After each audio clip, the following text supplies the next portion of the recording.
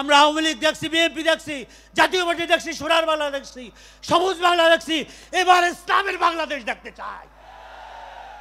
একমাত্র মুক্তির পথ ইসলাম। পঞ্চম জাতীয় যুব কনভেনশনের আমাদের প্রাণপ্রিয় নেতা প্রধান অতিথি পীর সাহেব চরমনাই এবং যুব আন্দোলনের সভাপতি সহ অন্যান্য নেতৃবৃন্দ, সাংবাদিক বন্ধুগণ, আমার দেশের বিভিন্ন স্থান থেকে আসা যুবক ভাইয়েরা, গোয়েন্দা সংস্থার ভাইয়েরা, আইন শৃঙ্খলা রক্ষাকারী ভাইয়েরা, আপনারা জানেন যে আমরা যে 53 বছর পর বাংলাদেশে গত 5ই আগস্ট এই অন্তর্বর্তীকালীন সরকার ডক্টর মোহাম্মদ ইউনূসের নেতৃত্বে গঠিত হয়েছে, এক নূতন বাংলাদেশ তৈরি হয়েছে। আগের 53 বছর বিভিন্ন সরকার, জাতীয় পার্টি, বিএনপি, আওয়ামী লীগ, তারা দেশটাকে লুটতরাজ করে একটা অযোগ্য দেশে বসবাসের অযোগ্য দেশে পরিণত করেছে। গত 5ই আগস্ট ছাত্র জনতার গণ অভ্যুত্থানে যে নতুন বাংলাদেশ আমরা পেয়েছি, এই সুযোগটা আমাদের কাজে লাগাতে হবে। ইসলামপন্থী যারা, ইসলামী রাজনীতি যারা আল্লাহর জমিনে আল্লাহর রাজ চায়, আল্লাহর শাসন চায়, কোরআনে আইন চায়, সুন্নাহর আইন চায়, তাদেরকে ঐক্যবদ্ধভাবে কাজ করতে হবে। কেননা আমাদেরকে বিভক্ত করার জন্য বিভিন্ন বৈদেশিক যারা ইসলামের শত্রু দুশ্মন, ভারত থেকে শুরু করে, মোসাদ থেকে শুরু করে, তারা আমাদের আলেম ওলামা ইসলামপন্থীদেরকে ডিভাইডেড করার জন্য কাজ করতেছে। তারা কিন্তু বসে নাই, ভারত কিন্তু বসে নাই, কিন্তু বিভিন্নভাবে আমাদেরকে বিভক্ত করতেছে, বিভিন্ন ইখতিলাফ, বিভিন্ন ধরনের, যাতে করে আমরা ঐক্য না হইতে পারি। কারণ ঐক্য না হইতে পারলেই তো আমরা ইসলামী শাসন করতে পারবো না, সবাইকে লাগবে। এখানে ইসলামী শাসন করার জন্য যেমন আমাদের হিন্দু পরিষদের সভাপতি বলে গেছেন যে আমরা ইসলামী আন্দোলনকে সমর্থন করি, ইসলামী শাসন চাই। কেন চায়? দেখা গেছে যে যখন বিশ্বে যে কোনো দেশে ইসলামী শাসন কায়েম হয়েছিল, উমাইয়া, আব্বাসিয়া, খোলাফায়ে রাশিদিন থেকে শুরু করে, সেই সমস্ত দেশে অন্য অন্য ধর্মাবলম্বীরা হিজরত করে সেই মুসলিম শাসিত দেশে এসে বসবাস করছে। কে ঠিক কিনা? নিরাপত্তা সব দিক থেকে, জানমাল, ইজ্জত, আবরুর। আমাদেরকে দেখতে হবে। আপনি দেখেন এই যে আমেরিকা এত বড় শক্তিধর, ক্যালিফোর্নিয়ায় দাবানল আগুনের লেলিহান চলতেছে, কেন? এটা আল্লাহর গজব। কারণ ফিলিস্তিনির শিশু, নারী, মানুষকে দিন দিন পাখির মতো হত্যা করতেছে এই জালেম আমেরিকা।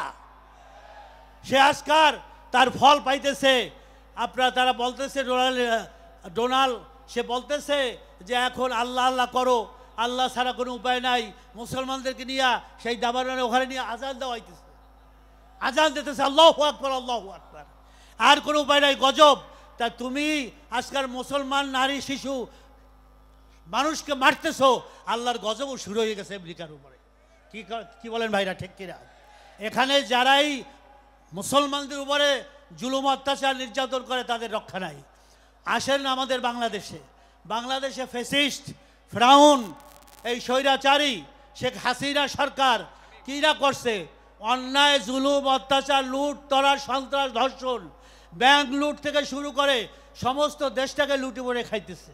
এখন শ্বেতপত্র বাইরেছে, এখন কত কোটি কোটি, হাজার হাজার কোটি টাকা, ডলার শেখ হাসিনা, তার বোন রেহানা, তার ছেলে জয়, তার মেয়ে পুতুল, হাজার হাজার কোটি টাকা তারা বাংলাদেশ থেকে পাচার করছে। প্রতিদিন 24,000 কোটি ডলার পাচার করছে প্রতিদিন। তাহলে দেশের এরা কি আসলে এরা দেশপ্রেমিক না দেশের শত্রু? দেশের শত্রু কিনা বলেন? তো এ ব্যাপারে কি করতে হবে? আমার আব্বাজান রহমতুল্লাহ বলছেন, শত্রু যেভাবে আসে সেইভাবে মোকাবেলা করতে হবে। তো এখন তো আর ঢাল তরবারের যুদ্ধ নাই, এখন হয়েছে ভোটের যুদ্ধ। এখন কিসের যুদ্ধ? ভোটের যুদ্ধ। এই যে আগামীতে ভোট আসতেছে সংস্কারের পরে, যেটা বলছে 2025-এর পরে অথবা 26-এর মধ্যবর্তী অবস্থায় তারা নির্বাচন দেবে আমাদের অন্তর্বর্তীকালীন সরকার সংস্কারের পরে। আগে সংস্কার, সংস্কার ছাড়া হবে না। আরে এত তাড়াহুড়া কিসের নির্বাচন দেওয়ার জন্য? পাগল হয়ে গেছে নির্বাচনের জন্য। জনগণ আপনাদেরকে পরিত্যক্ত করছে, 3 বার দেখছে আপনাদের ক্ষমতা দিয়ে। আর চায় না এই সন্ত্রাসী দুর্নীতিবাজ যারা টাকা লুট করে তাদেরকে দেশে আর কেউ ক্ষমতায় দেখতে চায় না। আপনারা কি চান? মোটেই চাই না। তাই সংস্কার হতেই হবে, সংস্কারের পরে নির্বাচন। এই নির্বাচনে আমাদেরকে ইসলামপন্থীদেরকে এক হয়ে, যেটা আমাদের আমির বারবার বলছেন যে আমরা আগামী নির্বাচনে ইসলামের একটা বাক্স দিতে চাই, একটা বাক্স দিতে চাই। জনগণ বুঝুক। তারা বলে হুজুর আপনারা খালি বিভিন্ন দলে বিভক্ত, বিভিন্ন ভালো এক হয়ে হাল্লা কেন? এক হইলে আমরা সবাই আপনাদেরকে ভোট দেবো। আমরা আওয়ামী লীগ দেখছি, বিএনপি দেখছি, জাতীয় পার্টি দেখছি, সোনার বাংলা দেখছি, সবুজ বাংলা দেখছি। এবার ইসলামের বাংলাদেশ দেখতে চাই। একমাত্র মুক্তির পথ ইসলাম। সন্ত্রাস, দুর্নীতি, চুরি, ডাকাতি, ঘুষ, রাহাজানি বন্ধ হবে না যতক্ষণ পর্যন্ত এই জমিনে ইসলামী শরিয়া কায়েম না হবে। কি কেউ পারবে? একমাত্র কোরআনী শাসন ছাড়া আমাদের মুক্তি নাই। তা আসুন আমরা আগামী নির্বাচনে শপথ গ্রহণ করি, আল্লাহকে সাক্ষী রেখে। আমরা সবাই এখান থেকে যাওয়ার পর গ্রামে গ্রামে, পাড়ায় পাড়ায়, মহল্লায় মহল্লায়, জেলায় জেলায়, থানায় থানায় আমরা ইসলামী আন্দোলনের হাত পাখার দুর্গ করে তুলব ইনশাআল্লাহ। কারা কারা রাজি আছেন? আজ থেকে আমাদের নতুন শুরু হলো ইসলামী আন্দোলনের। আর হাত পাকা ছাড়ার কোনো মার্কা নাই, একই মার্কা। সবাই বলেন আমার সাথে, হাত পাকা, হাত পাকা, হাত পাকার জয় হোক ইসলামী শাসনের বাংলাদেশ। আমি আবারও বলতেছি, ঐক্যবদ্ধভাবে আমাদেরকে ইসলামী আন্দোলন হাত পাখা নিয়ে যাইতে হবে এবং টার্গেট ভিত্তিক প্রত্যেকটা সেন্টারে, কেন্দ্রে আমাদের এই যুবকরা আপনারা পাহারা দেবেন যে কোনো ফ্যাসিস্ট সরকার, কোনো ফ্যাসিস্ট, কোনো আপনার যাদের কালো টাকা, যাদের মাসেল বয় বলা হয়, তারা যেন এই কেন্দ্রগুলো দখল করতে না পারে। এই জন্য আমাদের যুবকরা সেটা পাহারা দিয়ে তাদের মোকাবেলা করবো ইনশাল্লাহ।